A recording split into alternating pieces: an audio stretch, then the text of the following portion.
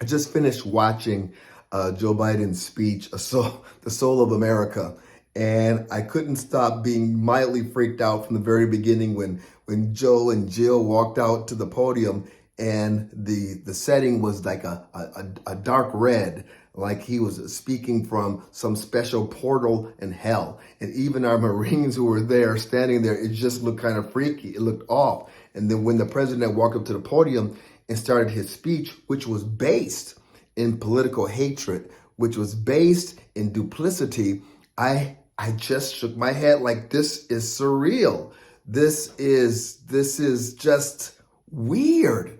The president started to accuse MAGA Republicans of everything the Democrats are doing right now, from political violence to attacks on your political opposites, your rivals. He was talking about democracy and holding democracy together and how democracy was in peril. And as promised, he blamed it on Republicans, or should I say MAGA Republicans. And you had the left really tearing themselves over this. And it's kind of hilarious to me. They're talking about not all Republicans, just the MAGA Republicans. And they ignore the fact that like 73 million Republicans voted for President Trump, which would make them MAGA Republicans. Whether they like it or not right now, the regular Republicans, the establishment Republicans, they're on the way out.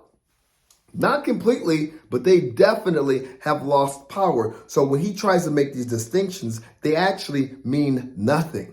The president said a whole lot of stuff that we've already heard from him before, but what was odd about the whole speech was he's trying to talk about the positive virtues of democracy, but he was doing it in such an angry way.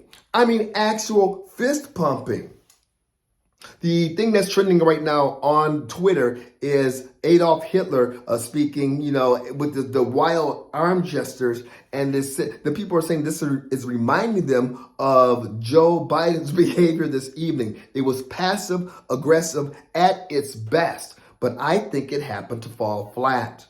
At the height of the speech, I think 1,700 people were watching it online or watching it on Twitter. By the end of his speech, it was something like about 800 or 900 people watching it. Halfway through the speech, I asked myself, why am I doing this? I thought it was going to be a little bit more substantial, have some more substance in it. It really didn't. It was a campaign address. It was inappropriate for it to be on TV. I was proud to see that Fox News didn't cover it at all. Of course, all of the cables other than Fox, and you had some networks wasting their time and money on this.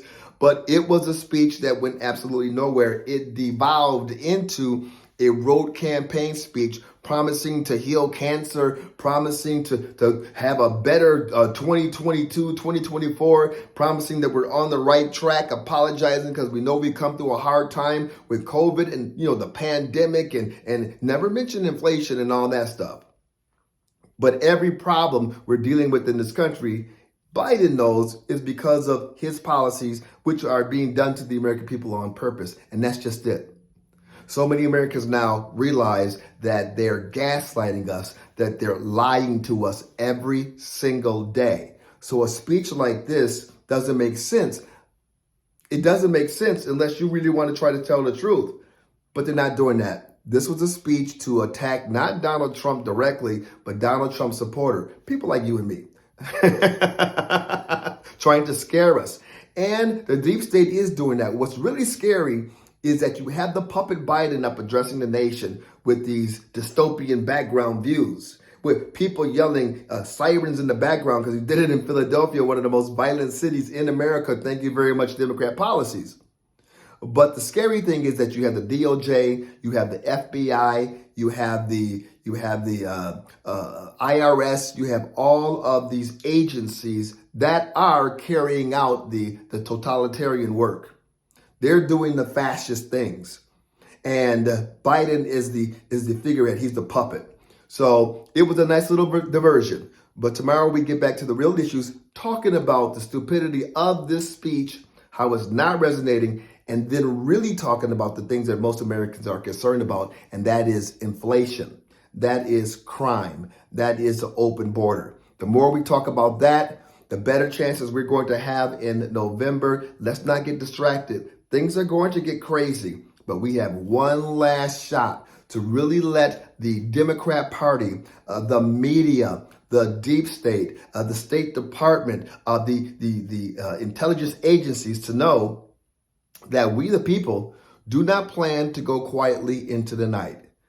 My name is James C. Harris. This is my YouTube channel. Go ahead and ask to be notified. We'll let you know whenever a new video comes out. In the meantime, let's go.